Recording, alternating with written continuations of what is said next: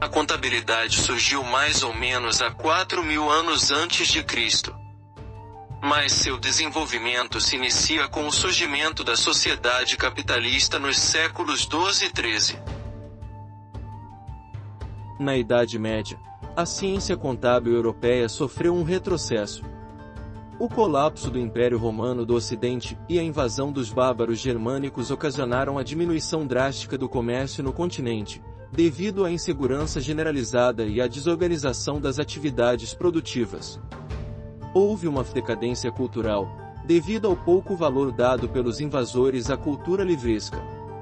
A alfabetização ficou restrita aos mosteiros.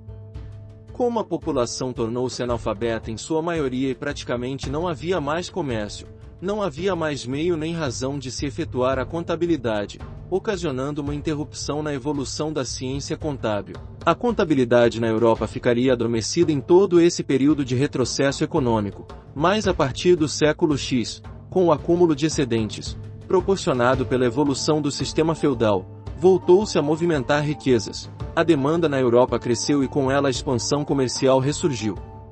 Já a partir do século XII, com o comércio na Europa em pleno vapor, ressurgem as instituições financeiras, empreendimentos bancários tomam forma, dando força à contabilidade e à introdução do método das partidas dobradas, por meados do século XIV tornando-se possível o surgimento de verdadeiras empresas. O Frei Luca Pacioli, que ficou conhecido como o pai da contabilidade, é o maior divulgador das partidas dobradas através da sua obra publicada em Veneza, embora sabe-se que ele não foi o criador de tais métodos. A origem do livro caixa está ligada à necessidade de registros. Os homens das cavernas em seus desenhos rupestres, via-se técnicas de contagem e controle de alimentos e materiais para construções. Com o tempo, as gravuras foram dando lugar para documentos onde se registravam informações. No Egito, vemos pela primeira vez o surgimento do registro de bens, para a contagem do boi, animal sagrado que marcava o início do calendário. Além disto, foram encontrados registros de bens móveis e imóveis.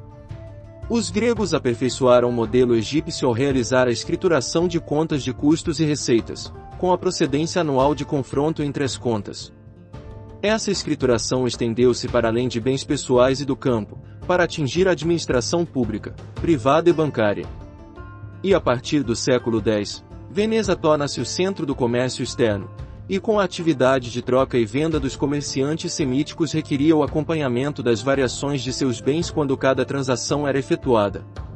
As trocas de bens e serviços eram seguidas de simples registros ou relatórios, o que impulsiona o surgimento dos primeiros livros caixa, que registravam os recebimentos e pagamentos em dinheiro. E já nessa época se utilizavam, de forma rudimentar, o débito e o crédito, oriundos das relações entre direitos e obrigações, e referindo-se, inicialmente, a pessoas. No continente americano, no entanto, a civilização inca desenvolveu nesse período um original sistema de contabilidade, os quipos, do Quechua Quipu, nó 1. Estes eram cordões de lã de lhama e alpaca ou de algodão que, através de nós, registravam quantidades úteis para a administração do Império Inca. O sistema numérico usado era o decimal, sendo que o nó, pela sua localização, podia estar na casa das unidades, dos decimais, das centenas ou dos milhares. A cor dos cordões significava um item padronizado.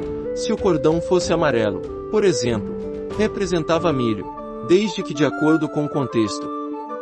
Pois, dado o número de cores ser menor que o número de itens patrimoniais, cada cor podia representar mais de um tipo de item.